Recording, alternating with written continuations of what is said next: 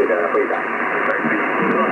是澳门政府华北卫生会长会长，对到华北的那个人，对到中国华北在第一部面我了解出来机会，报道那个部分。对台湾界任何政党，只要不主张台独，应当直接中国。光見過現在能夠運對為排山，我認為呢件事真係難辦。所以會讓呢個華北的店不會獨的大錢呢個詳細嘅責任。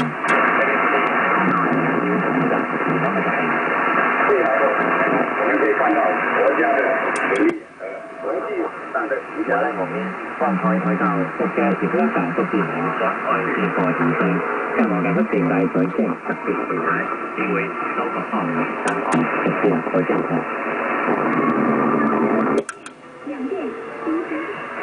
到華家事件。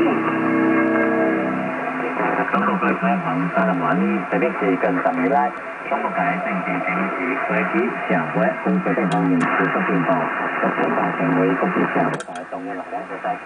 中國共產黨在13日全國代表大會開會，中共本來